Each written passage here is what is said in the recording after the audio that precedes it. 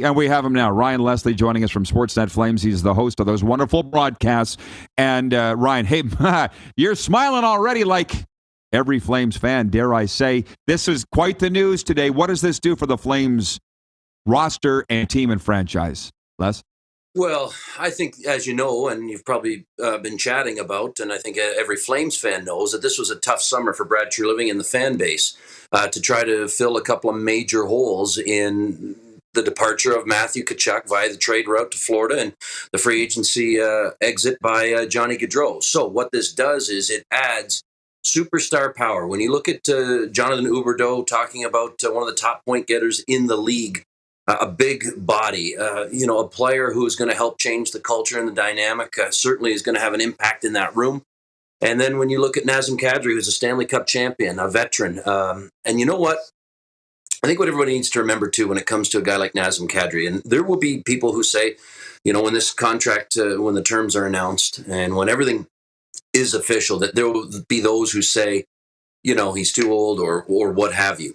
But this is a guy who's still got it. Analytics crowd, I'm not sure where they'll come out on this, but this is a guy who wants to be involved in the Battle of Alberta, wants to get in the teeth of the game, wants to be physical, wants to take this team to where it's going, where everybody in that room knows it wants to be. And this is a game changer for the entire organization, and one that I think Flames fans, with the two moves, are going to be ecstatic about. And I say one being this summer, it has just been, everybody's phone is blowing up right now as a result of this, but this is something that's been in the works for a long time. I can tell you Brad Treliving has been working every single day, no matter what province he's been in, no matter what state he's been in, no matter what office he's been in. It's been around the clock working on making this happen. Still not official, Roddy, but one where there are still details still to come out.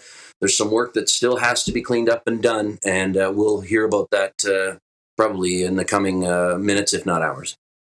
Well, I know you're busy, and I won't keep you long, but just last night I was reading somewhere, some report out of Calgary, they were looking at the lines prior to this Kadri deal, saying, are we close to last year as good a team? It was close, and fans were weighing in. With the addition of Kadri, I would say it's not even close. This seems to me, Ryan, like a way better team now, based on paper and line combinations, than they were 4 months ago. I don't think you're wrong, and I don't think you're alone on that. I think there's a lot of people who would agree with you, Roddy. This is a team that, again, was faced with a lot of question marks in this offseason, and it was doom and gloom. They look at least to be... He got a call. He got a call. That's what happens. Oh, he's back? Okay, yeah. Okay, there was the doom and gloom. We lost you, but you're back. That's where we last heard you. Could they afford one more piece, one more domino to fall? They couldn't. Treliving went out and basically said, and he quoted a line, he said, no matter what, we're never in a bad place. And that's paraphrasing. No matter what, they're never in trouble. He just went to work, rolled up his sleeves, and went out and got two players that I think will make them better, but different. Matthew Tkachuk and Johnny Gaudreau are all world talents, there's no doubt, but so too are these guys. And Kadri has won, and Kadri's been in the trenches, and Kadri's going to drag guys into the fight as well. He is salivating at a chance to get into this Battle of Alberta and beyond. And there is so much to be said for Jonathan Huberdeau, the type of player he is, the type of person he is. Brad's been in contact with both of them. I do believe Kadri is going to wear number 91.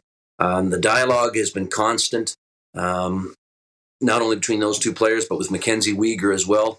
So Brad's taking care of a lot of business this summer. We'll see what comes next. I know Flames fans would like to see Weegar locked up long term, but right now his priority is getting these two players and getting this trade done today. And again, not official yet, but still working with the league and still some work to be done to make this all happen. But this is something that Treliving has felt very good about for a long time, and I can tell you there's been some snags along the way, not from the Kadri camp and not from the Treliving camp, but just some